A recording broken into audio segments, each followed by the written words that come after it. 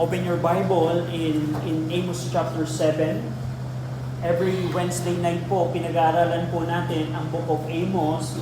At isa pong bagay na natutunan po natin sa Book of Amos ay ang Diyos po ay seryoso po sa kasalanan po ng bayan po ng Israel. At ang tema, we know na ang tema po ng Book of Amos ay huhusgahan po ng Diyos ang Northern Kingdom, ang bayan po ng Israel, dahil po sa kanyang mga kasalanan. And tayo po ngayon ay nasa chapter 7 na. Last week, napag-aralan po natin yung tatlong visions kung saan nakita po ni Amos yung vision po ng locust, yung vision po ng fire, at si Amos po ay nagkaroon ng intercessory prayer in behalf of Israel. At we know na hindi ipinahintulot po ng Diyos yung pong total destruction sa pamamagitan ng locust and fire. Pero ikatlong vision po, yung vision po ng plumb line, yung vision po ng hulog, ito po ay nagresulta po ng kaparusahan po sa bayan po ng Israel. And sa pagtatapos po ng verse number 9, nakita po natin last week na bahagi po ng judgment na ipinataw po ng Diyos, na ipinangaral ni Amos sa Northern Kingdom, ay yung sinabi ng Diyos sa huling bahagi ng verse 9, I will rise again the house of Jeroboam with the sword. So, pupuksain po ng Diyos ang tahanan ni Jeroboam, including yung kanyang palasyo, including yung kanyang pamilya, sa pamamagitan po ng espada. Iyon po ay nakita po at napakinggan po ni Amos, at si Amos po, faithfully po itong dineliver sa bakay kay Jeroboam, sa bayan po ng Israel. At ito po, pagkatapos pong ipangaral po ni Amos na ang tahanan ni Jeroboam ay babagsak sa espada, which is na-fulfill noong 722 BC, meron pong nag-akusa po kay Amos, yung po si Amaziah. At yung pong pag-aaralan po natin, yung pong verse 10 hanggang 17, ito po ay interlude, ibig sabihin, sa pagitan po ng 5 vision, 1, 2, 3, bago po ipakita ng Diyos yung ika-4 at ika-5, meron pong historical interlude na nangyari po dito, kung saan si Amaziah, isa po siyang false priest, ay inakusahan si Amos ng rebellion. Inakusahan siya ng rebellion sa pamahalaan ni Jeroboam II. At titingnan po natin kung paano po dinipensahan ni Amos yung accusation ni Amaziah sa kanya. Now, babasahin ko po yung Amos chapter 7 verse 10. Sundan po ninyo ako sa inyo pong mga Biblia. Amos chapter 7 verse number 10. Then Amaziah the priest of Bethel sent to Jeroboam king of Israel, saying, Amos had conspired against thee in the midst of the house of Israel. The land is not able to bear all his word. Tayo po lahat ay manalangin. Ama namin Diyos na makapangyarihan sa lahat, kami Panginoon ay nagpapasalamat po muli dahil nasa lugar po kami ng inyo po, lugar na inyo pong itinakda, ang inyo pong katawan dito po sa lugar po ng Taguig. Salamat Ama dahil nasa lugar po kami ng katotohanan. Salamat Ama dahil meron po kaming libro ng katotohanan, at higit sa lahat, meron po kaming spirito ng katotohanan. Kaya po Ama, salamat dahil meron po kaming capability, meron kaming kakayanan sa gabing ito na matutunan at madiscover po ang katotohanan po ng inyong pong salita. We pray na sa pamamagitan po ng banal na Espiritu, makita namin naman ang kalooban po ninyo sa bawat isa po sa amin. At bilang mga mananampalataya, pamunahan nyo kami at gabayan. In Jesus' name we pray. Amen. So, pagkatapos pong mangaral ni Amos, na ang sabi ni Amos, sinabi ng Jehovah na ang tahanan ni Jeroboam II ay babagsak sa espada, pumasok po sa eksena ito si Amaziah. At nagsumbong po si Amaziah kay Jeroboam. At anong sabi ni Amaziah? Alam mo, Haring Jeroboam, merong isang propeta dito na nagngangalang Amos na kung ano-ano ang sinalita. At yun ang titingnan natin po. Dito po makikita natin sa Amos chapter 7 kung paano inakusahan ni Amaziah si Amos, kung paano pinigilan ni Amaziah si Amos na, Amos, manahimik ka, huwag ka nang mangaral dito. Pangatlo po, makikita din po natin dito yung defense. Paano dinipensahan ni Amos ang kanyang ministry. Pang-apat na makikita po natin sa mga talatang pag-aaralan po natin, dahil po sa pag-reject ni Amaziah ng salita ng Diyos, meron pong ipinataw na husga, kaparusahan po sa kanya. Yun po yung apat na titingnan po natin. Una po, tingnan natin po kung ano yung accusation ni Amaziah, paano po niya inopose si Amos. So we see in verse number 10, then Amaziah the priest of Bethel. Anong ibig sabihin nun? Tandaan po natin, remember this, ito pong priest of Bethel, ito po ay isang peking pare, peking saserdote. Kasi remember, nung na-divide po ang United Kingdom, sa south, meron pong, sa paghahari po ni Rehoboam, meron pong 2 tribo sa south, yun po yung Judah. And we know na sa pamamagitan ni Jeroboam the first, nabukod po yung 10 tribo sa north. At isa pong problema ni Jeroboam the first, ayaw niya na yung mga taong pinamumunuan niya ay bumalik sa Jerusalem. Kasi bakit? Baka mabalik yung mga tao, baka yung aking kaharian ay masira kasi kung babalik sila doon sa Jerusalem upang manambahan sa templo. Kaya po ang ginawa po ni Jeroboam the first, naggawa po siya ng sariling place of worship sa Dan and Bethel. Yung pong mga Levitical priest na tunay at legitimate priest na tinawag ng Diyos sa kanya pong batas, ginaya din po ito ni Jeroboam the first. At isa pong priest na peke, hindi po ito Levitical priest, hindi po ito tunay na priest, ay si Amaziah. Kaya po mapapansin niyo po, si Amaziah tinawag siyang priest of Bethel. At we know na yung Bethel po, noong panahon po ni Jeroboam II, ito po ay sentro ng false worship ng Israel, Dan and Bethel, at iba pang high places. Bethel, hindi po dito ang tunay na lugar kung saan tinakda po ng Diyos upang manambahan. Kaya nga, bilang application, gusto kong makita po natin, alam niyo po ba na ang Diyos, palagi po siyang merong itinatakdang lugar kung saan tayo mananambahan? Maraming Kristiyano po ngayon na nagsasabi, ay, dito na lamang ako sa aking kwarto kasi nakakapag-pray naman ako sa aking kwarto. Nakakapag-Bible study din naman ako sa aking kwarto. Bakit pa ako pupunta sa church?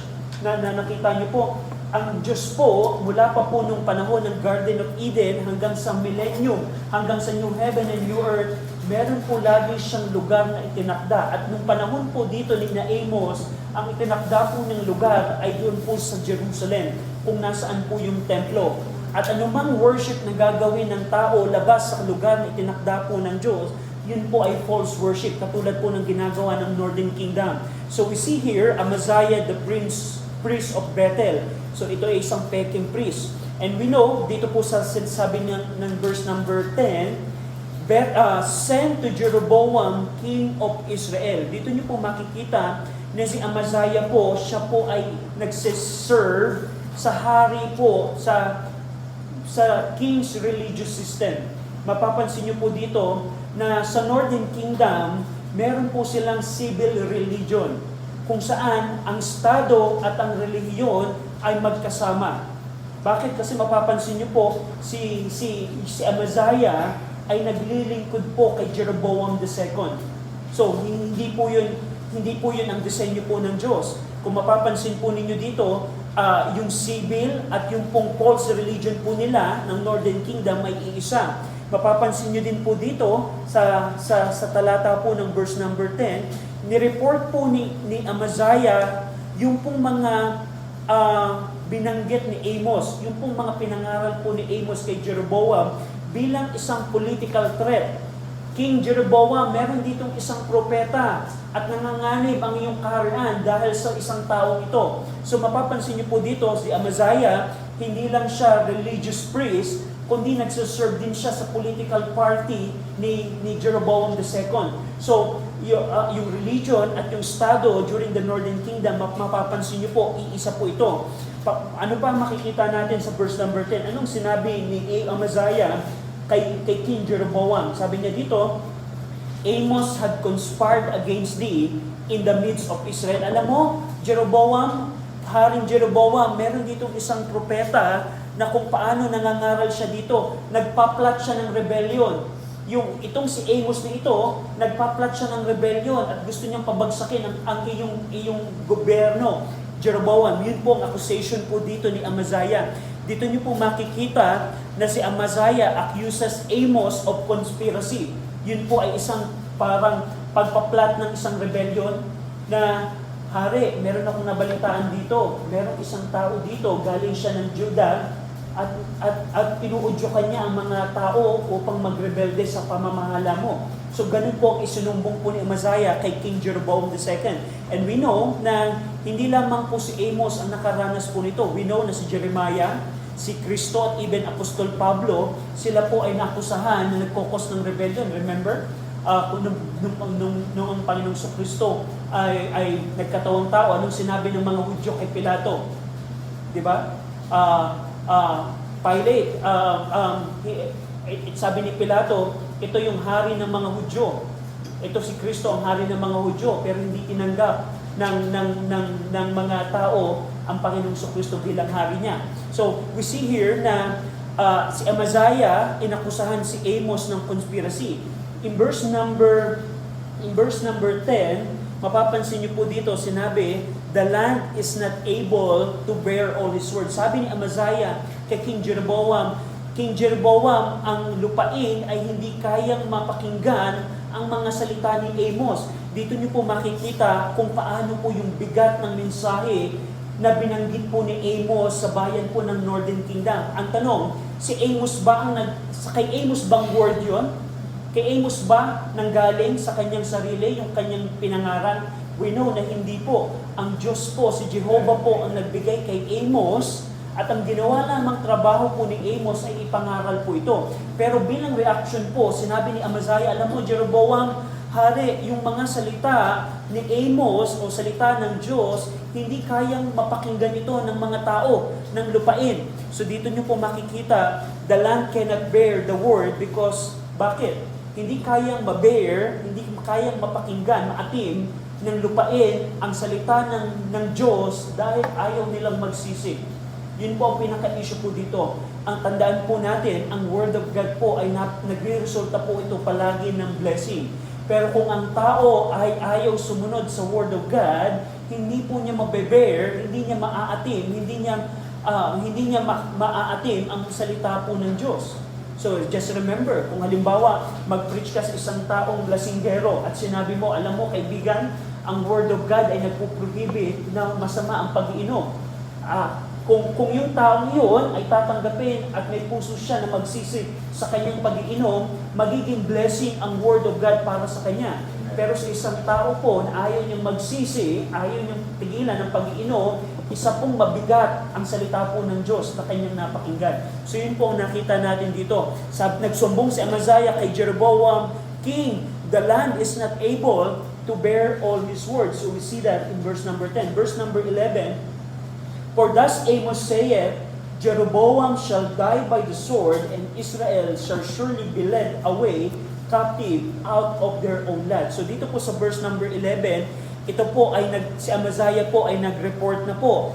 Hari, ito yung napakinggan ko. Ito yung binanggit ni Amos. Napakinggan ko siya sa kalsada, nangangaral siya. At ang sabi niya, si Jeroboam daw ay mamamatay sa pamamagitan ng espada.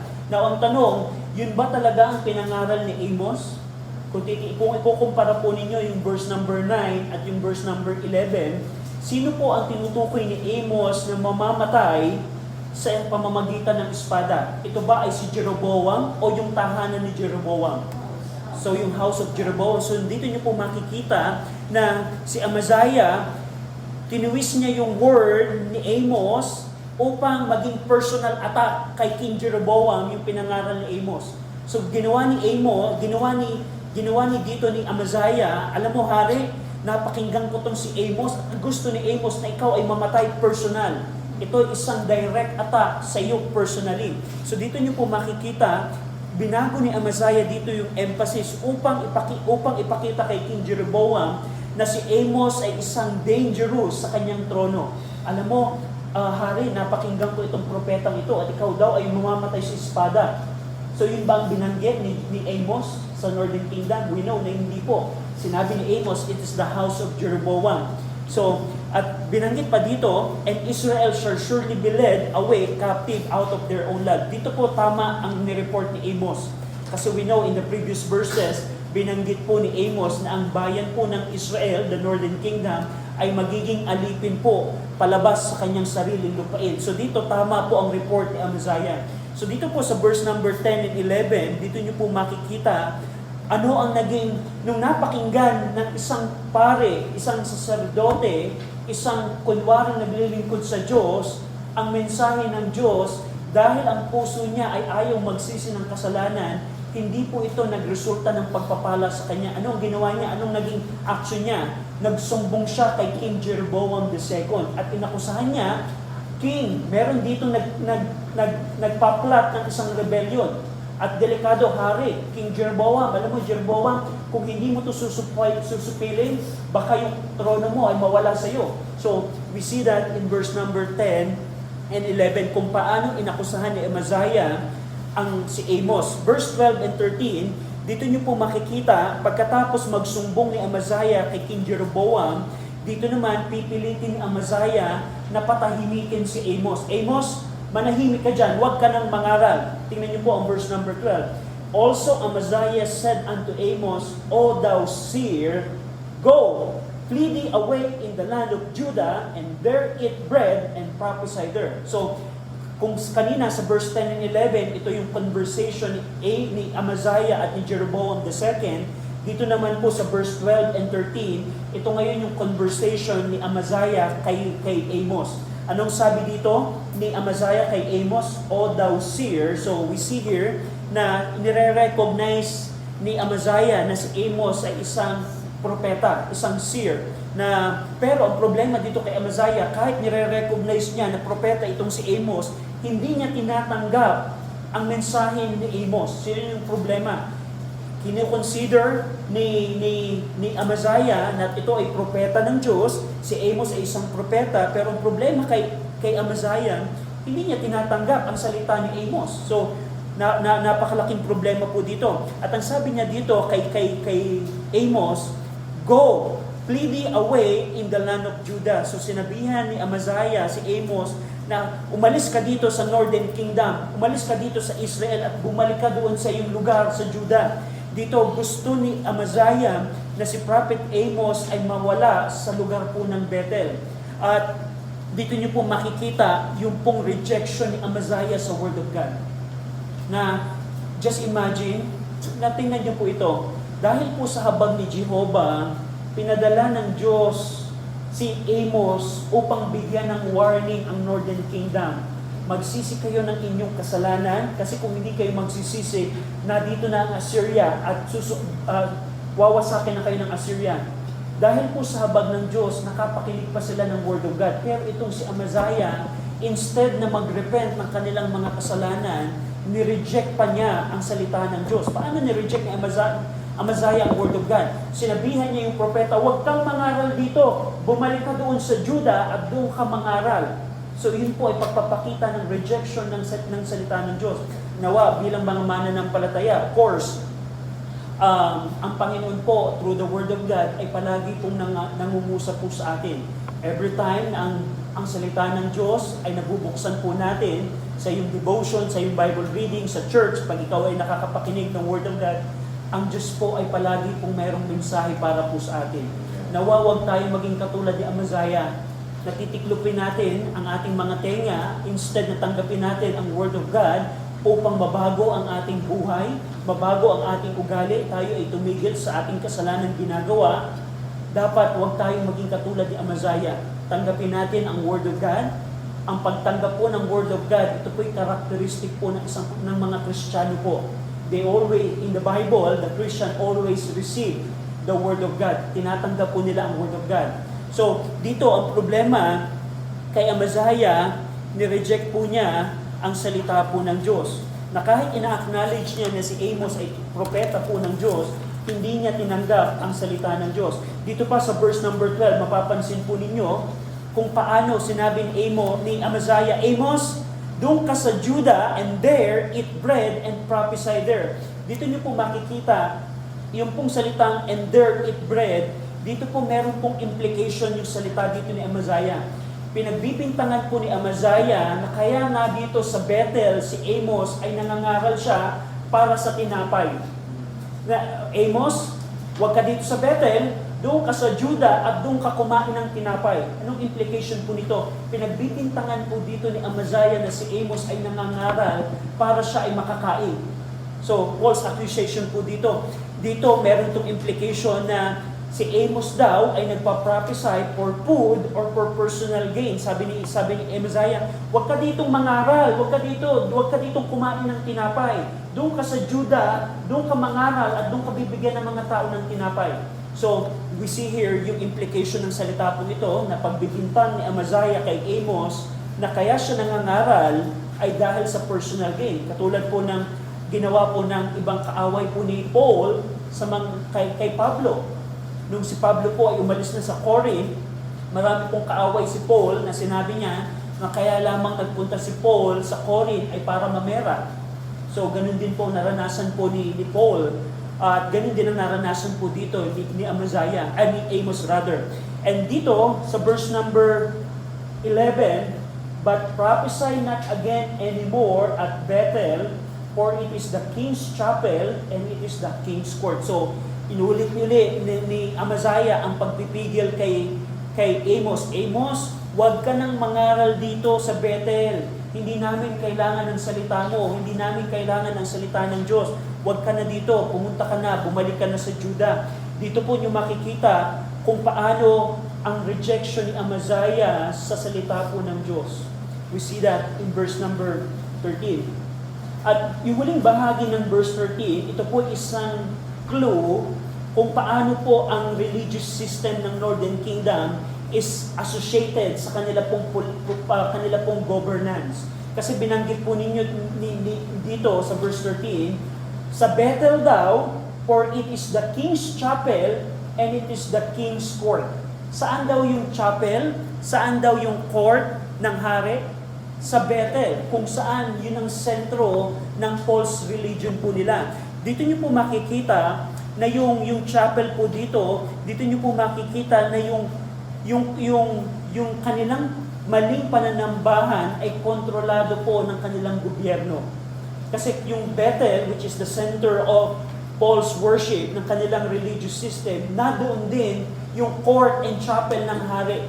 So dito nyo po makikita na iisa ang gobyerno at ang religion po ng Northern Kingdom.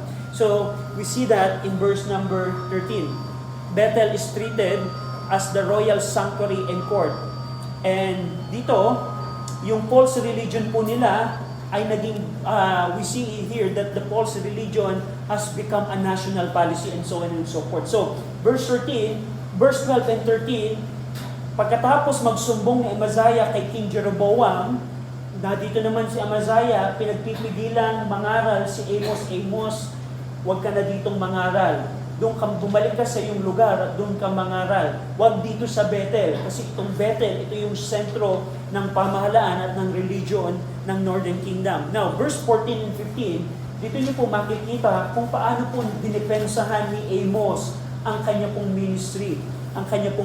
Dito po, dineklara po dito ni Amos na hindi naman niya ginusto na maging propeta. Hindi naman niya gustong maging propeta. Pinakita dito ni Amos na kaya siya na dito sa Bethel, kaya siya nasa Northern Kingdom, hindi dahil gusto niya ito, kundi dahil pinadala siya ni Jehovah. So we see here, let's see, in verse 14, then answered Amos and said to Amaziah, I was no prophet, neither was I a prophet's son, but I was a herdman and a gatherer of sycamore tree. So pagkatapos akusahan ni Amaziah si Amos, kaya ka lang naman na dito sa Bethel kasi nangangaral ka, kasi gusto mo kumain ng tinapay, kaya gusto mo dito. Dinipensahan ni Amos ang kanyang ministry, ang kanyang pangangaral sa pagsasabi na I was no prophet. Anong ibig sabihin nun? Ibig sabihin po nito na hindi naman dito po dinideny ni Amos na siya ay naging propeta sa pamamagitan ng profession, training, or inheritance. Hindi po siya katulad ni Isaiah, hindi po siya katulad ni Elisha, na ibang propeta na by their profession and by inheritance, sila po ay naging propeta. Hindi naman siya galing sa prophetic lineage. Amaziah, inakusahan mo ako na ako'y nangangaral dahil sa pera, dahil sa personal gain ko. Alam mo ba na hindi naman talaga ako propeta? Wala akong prophetic lineage. I was no prophet. Ibig sabihin nito, tandaan niyo po sa Old Testament, may mga propeta po na nag-aral sa School of the Prophets. We know that. May mga propeta na tinrain sa pang-propeta, like Elijah, tinrain niya si Elisha. So, hindi po ganon si Amos. Ordinaryong tao lamang si Amos. Kaya sabi niya dito, I was no prophet. Ibig sabihin nun, he was not from a prophetic school and he did not make prophecy his trade. Hindi ito yung kanyang trabaho. Hindi ko ito pinagkakakitaan. So ito po ay sagot ni Amos, accusation po ni Amaziah, na si Amos daw ay nangangaral lamang dahil sa tinapay. Sabi niya dito, I was no prophet, neither was a prophet's son. Verse number 14, kung hindi siya propeta at hindi siya anak ng propeta, ano ang background ni Amos? Sabi niya dito, but I was an herdman. Pag sinabi kong herdman, shepherd. Amaziah, by the way, inakusahan mo ako na nangangaral dahil sa tinapay. Alam mo ba na hindi naman talaga ako propeta? Hindi naman ito ang aking profesyon. Wala akong inheritance. Hindi ako galing sa prophetic lineage. Hindi ako nag-aral sa School of the Prophets. Alam mo ba kung anong trabaho ko, Amaziah? Ako isang shepherd. Nag-aalaga ako ng mga hayop. I was an herdman. Ako isang ordinaryo lamang na tao. Meron akong humble occupation. Dito niyo po makikita na ina-acknowledge po ni Amos na yung kanyang authority ay hindi po nanggaling sa kanya pong estado at sa kanya pong edukasyon. In verse number 14, hindi lamang siya herdman, sinabi din ni Amos, I was a gatherer of sycamore fruit. Ibig sabihin po dito, nagtatrabaho din po si Amos upang mag-gather po ng sycamore fruit. So, hindi lamang siya nag-aalaga ng mga hayop, nag-gather din siya ng mga sycamore fruit. Dito po kinukumpirma ni Amos yung kanya pong humble background. Amaziah, bakit mo ako inaakusahan? Alam mo ba na ordinaryong tao lamang ako? Ako isang pastol lamang, isa lamang ako, nag-gather lamang ako ng mga prutas. At dito niyo po makikita na yung former life ni Amos ay nagpapatunay na hindi po siya nangangaral dahil sa kagustuhan niya na magkaroon ng tinapay. So, ito pong argument po ng verse number 14, dinidepensahan po ni Amos, Amaziah, pinagbibintangan mo ako na nangangaral ako dahil sa pera, dahil sa tinapay. Hindi mo ba alam, Amaziah, na ako'y ordinaryong tao lamang? Ako isang pastol at isa akong gatherer of sycamore tree. Hindi ito yung trabaho ko. Hindi ako kumikita sa pamamagitan ng pangangaral. So that's what the defense of Amos. Hindi lamang doon, sa pagpapatuloy po ng defense ni Amos, sabi ng verse 15, and the Lord took me as I followed the flock, and the Lord said unto me, go, prophesy unto my people Israel. So, bilang pagpapalakas po ng depensa ni Amos, hindi lang niya binanggit na siya isang herdman, na isang gatherer of the sycamore tree. Binanggit pa niya dito na yung kanyang pagiging propeta ay hindi kagustuhan niya. Sinabi niya dito, alam mo Amos, alam mo Amaziah, si Jehovah ako ay dinala, the Lord took me as I followed the flock. At sinabi ni Jehovah sa akin, go, prophesy unto my people Israel. Dito niyo po makikita na tinawag ni Jehovah si Amos habang ginagawa po niya yung kanyang trabaho. Habang ako'y nagpapastol ng mga tupa, Amaziah, gusto kong malaman mo, habang ako'y nagpapastol, tinawag ako ng Diyos, tinawag ako ni Jehovah. Hindi ko kagustuhan maging propeta. By the way, yun ang sinasabi dito ni Amos. And we see here that the Lord took him from the flock and placed His word upon him. Yung pong salitang, and the Lord said unto me, binigay ni Jehovah, binigay ng Diyos ang salita niya kay Amos. At ano ang naging trabaho po dito ni Amos? Sabi ng Diyos sa kanya, go prophesy unto my people Israel. Ito po yung commission, direct commission ng Diyos kay Amos. Napakalinaw po ng instruction po ng Diyos kay Amos. Ang sabi niya sa kanya, go and prophesy. At in-specify pa ng Diyos, saan siya mangangaral? Sa kanyang mga tao sa Israel. Therefore, ibig sabihin po nito, si Amos po, therefore Amos could not obey Amaziah without disobeying God. Ibig sabihin lamang ito, Amaziah, pinagbabawalan mo akong mangaral dito sa Bethel? Hindi mo ba alam na ako'y tinawag ni Jehovah? Tinawag ako ng Diyos, siya ang nagsabi sa akin, Amos, pumunta ka sa Northern Kingdom at mangaral ka doon. Amaziah, kung ikaw ay aking susundin, na ako'y babalik sa Judah, i-disobey ko ang Diyos. So ito po yung implication ng argument po dito ni Amos. Amos, Amaziah, pinagbabawalan mo akong mangaral. Kung ikaw, Amaziah, ay aking susundin, i-disobey ko ang aking Diyos. So yun po ang argument, implication po nito. At dito nyo po makikita kung paano legitimate ang ministry po ni Amos. At kung titingnan po ninyo dito, nung si Amos po ay nangaral, siya po ay merong occupation. Now, occupation. Ano pong principle na makikita po natin dito? Na kayang gamitin po ng Diyos kung sino man pong tao. Ang Diyos po, hindi po pinadala dito ang mga batikang propeta katulad po ni na Isaiah, Jeremiah. Hindi po. Isang ordinaryong pastol, isang ordinaryong namumulot lamang ng prutas, yun po ang tinawag po ng Diyos. So, bilang mga mananampalataya, huwag nating maliitin po ang ating pong sarili kung ano po ang magagawa natin para po sa Panginoon. May mga pagkakataon na minsan sasabihin natin sa ating sarili, Panginoon, parang hindi ko naman magagawa ang pinagagawa mo sa akin. Ordinaryong tao lamang ako. Look at Amos. Ang Diyos ba pinili si Amos dahil sa kanyang galing? Dahil siya ba ay nag-aral sa School of the Prophet?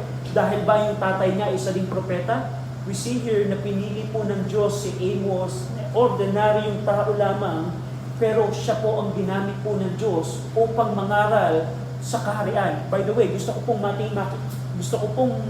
maisip po ninyo, ang trabaho po dito ni Amos ay hindi po magaang trabaho.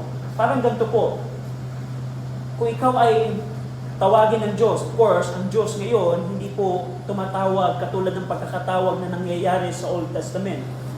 Pero let's say, tawagin ka ng Diyos, sabihin sa'yo, RJ, pumunta ka sa North Korea. Mangaral ka kay Kim Jong-un. Ganun po kabigat ang ginawa po ni Amos po dito. Hindi po ito madaling trabaho. At we know na si Amos po, dahil kilala niya at alam niya na binigay sa kanya ang Word of God, wala siyang excuse na dapat niya itong ibigay at i-deliver sa Northern Kingdom. So we see that in verse 14 and 15. Now, sa huling bahagi po, sa verse 16 and 17, dito niyo po makikita kung ano, dahil po sa rejection ni Amaziah sa Word of God, natandaan niyo po, nireject ni Amaziah ang word ni Amos at ang implication po nito, nire-reject po niya ang Word of God. So, bilang mga mananampalataya, ang Diyos po ngayon sa ating pong dispensation, gumagamit po siya ng mga preachers upang ibigay ang Word of God sa mga tao.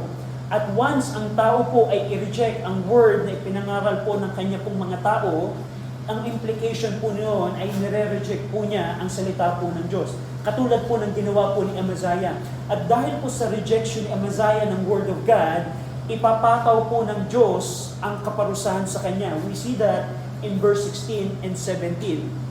Now, verse 16. Now therefore, hear thou the word of the Lord. Thou sayest, prophesy not against Israel, and drop not thy word against the house of Isaac. So sa verse 16 po, dito niyo po makikita, gumaling po ang mensahe ni Amos sa pag-reveal ng judgment ng Diyos kay Amaziah. Mapapansin niyo po dito, sabi ni Amos kay Amaziah, now therefore, sa makatuwid, Amaziah, pakinggan mo ang salita ng Diyos, salita ni Jehovah. Ano ibig sabihin nito? Immediately po, nag-reveal si Jehovah ng word kay Amos, at yun ang dinala po ni Amos kay Amaziah. Amaziah, sa makatuwid, pakinggan mo ang salita ng Diyos, ang salita ni Jehovah. Ikaw, thou sayest, prophesy not against Israel. Ikaw, Amaziah, na nagsasabi sa akin na huwag mangaral laban sa Israel, at ikaw, Amaziah, na nagsasabi, drop not thy word against the house of Isaac. Ibig sabihin po ng drop, ibig sabihin po nito ay magsalita or mag-prophesy. We know sa mga previous verse, pinagbawalan po ni Amaziah si Amos na mangaral sa Israel. So, dito po sa verse number 16, yung pong house of Isaac, ito po yung nagpapatungkol po sa Israel. So, yung verse 16, yung pong mga salita ni Amaziah kay Amos, na prophesy not against Israel and drop not thy word against the house of Isaac, yun po ay nagresulta ng judgment ng Diyos kay Amaziah. And in verse 17, dito niyo po makikita yung pong judgment po ng Diyos. Therefore, thus saith the Lord, Amaziah, pakinggan mo ang sinasabi ni Jehovah. Thy wife shall be an harlot in the city. Yan po yung unang judgment. Pangalawa, and thy son and thy daughter shall fall by the sword. Yan po yung pangalawa. And thy land shall be divided by line. Yan po yung pang-apat. And thou shalt die in a polluted land. That's pang-anim at pang-pito. And Israel shall surely go into captivity forth of his land. Dahil sa rejection ni Amaziah sa salita po ng Diyos, napakabigat po ng kaparusahang ipinataw po ni Jehovah kay Amaziah. So, bilang mga mananampalataya, huwag natin pong i-take lightly ang pag-reject po ng Word of God. Yung akala natin minsan ay yung Word of God na napakinggan ko sa preaching ka nung Sunday, hindi naman para sa akin to. Hindi ko to tatanggapin. Ganun po ang puso po ni Amaziah po dito. At yung pong pag-reject ng Word of God na ginawa ni Amaziah, ito po ay nagresulta ng napakabigat na kaparusahan. Yung una pong nakita natin dito, yung pong asawa po ni Amaziah ay magiging harlot, magiging prostitute po sa syudad. At ito po ay nangyari literally dahil po sa hirap ng Assyrian captivity, yung kanya pong wife ay nagsuffer ng disgrace in the city. Yung tahanan po ni Amaziah, yung wife po niya ay naging harlot. Bahagi po ito ng humiliation. Hindi lamang yung kanyang wife ay naging harlot in the city, magiging harlot in the city, yung kanyang mga anak at yung kanyang mga daughters, sons and daughters, plural, shall fall by the sword. Ibig sabihin, mamamatay sila sa isang klase ng kamatayang bayolente. Ang espada ang papatay sa iyong mga anak, Amaziah. Pangatlo, anong mangyayari sa mga lupain ni Amaziah? And thy land shall be divided by land. Ibig sabihin nito, yung kanyang mga investment, yung kanyang mga property, yung kanyang mga lupain, lahat ng iyon ay kukuhanin sa kanya. His property will be measured out and divided by others. Pang-apat, and thou shalt die in a polluted land. Amaziah will die sa isang lupaing foreign. Mamamatay si Amaziah in a foreign and unclean land. Papakita po dito na si Amaziah po ay ma-exile. Nung magiging bahagi siya ng Assyrian exile at doon siya mamamatay sa Assyria. At panglima, Israel shall surely go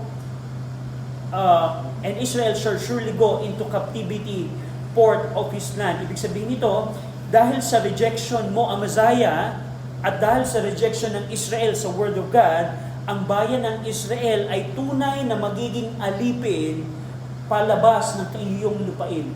So ibig sabihin, dinideklara dito ang certainty ng judgment, ang certainty ng captivity na mararanasan nila.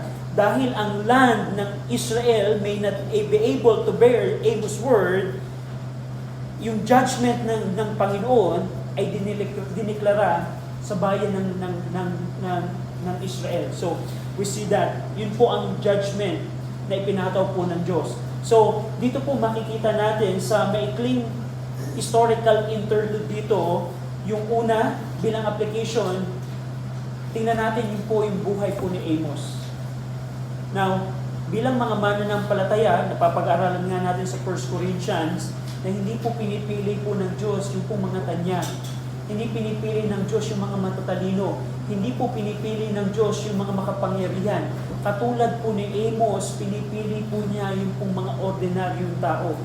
Just imagine na lamang kung si Amos ay magaling na propeta. Just imagine na lamang kung si Amos ay napakadakilang propeta. Pwedeng magmayabang si Amos sa kanyang ministry kung siya ay galing sa napakatanyag na prophetic lineage. Pero si Amos, bilang ordinaryong tao, ginamit siya ng Diyos. So bilang application, bilang mga mananampalataya, huwag nating maliitin ang ating mga sarili kung paano tayo pwedeng gamitin ng Diyos sa kanyang simbahan, sa kanyang gawain. na kung tayo lamang ay tutularin natin si Amos, na iniwan niya yung kanyang mga pastol, pinagpapastulan, iniwan niya yung kanyang trabaho upang mangaral sa Northern Kingdom, pwede din tayong gamitin ng Panginoon katulad ni Amos. So yun po yung unang application. Be like Amos. Kapag ang Diyos meron pinagagawa sa iyo, tulad na inireveal niya through the Word of God, maging katulad tayo ni Amos na ipangaral natin yung Word of God. At huwag tayong matakot. In reality, based a statistic, I think Brother William knows it, pag nangaral ka dito sa Pilipinas, madalas ay hindi po tatanggapin ang salita ng Diyos. That's the reality. Mamigay ka ng tracts, mamigay ka ng 100, I tell you, 100 tracts, I tell you, probably 3 lamang ang magbabasa nun. That's the reality. Ganun po ka-wicked ang ating pong bayan. That's the reality. We're living in the last days. At ibig ba sabihin nun, tayo ay madi-discourage? Ibig ba sabihin nun, hindi na tayo mag-witness? Ibig ba sabihin nun, huwag na tayo magpapatuloy na maglingkod sa Panginoon? Panginoon, wala namang nakikinig sa akin. Hindi po ibig sabihin nun. Kasi katulad po ni Amos, pag ang tao ay nireject ang word na ating pong ipinangaral, ang nire-reject po ng tao, hindi tayo. Ang nire-reject po ng Diyos ay ang nire-reject ng tao ay ang Panginoon. So, huwag tayong ma-discourage sa paglilingkod po sa Panginoon. Pangalawa po, na application na makikita natin dito, kumusta ang pagtanggap natin sa salita ng Diyos? Ang naging problema po kay Amaziah, just imagine, Amaziah, isa siyang saserdote, yes, false priest siya, pero siya'y relihiyosong tao. Relihiyosong tao po siya na naglilingkod sa religious system nila at kay King Jeroboam. Pero itong si Amaziah, hindi niya tinanggap ang salita ng Diyos. At makita natin dito sa buhay ni Amaziah na wag nating maliitin na ay hindi ko susundin ang Word of God. May mga times po na halimbawa, nagbasa ka ng Word of God, nag-aral ka ng Word of God, nakapakinig ka ng Word of God. May mga times na ang Diyos ay nangungusap sa iyo, anak, gawin mo ang isang bagay nito. Anak, itigil mo ang isang bagay nito. Anak, ito yung gawin mo sa buhay mo, ito yung gawin mong desisyon. May mga times, tayo bilang mga mananampalataya, nire-reject natin ang Word of God. Panginoon, huwag muna ang gusto mo, yung gusto ko muna ang gagawin ko. May mga times po na ginagawa natin yan. At makita natin nawa sa buhay ni Amaziah na yung pag-reject ng Word of God ay hindi po maliit na bagay sa Diyos. Just imagine, dahil sa rejection ni Amaziah ng Word of God, yung kanyang asawa ay naging prostitute. Yung kanyang mga anak ay namatay.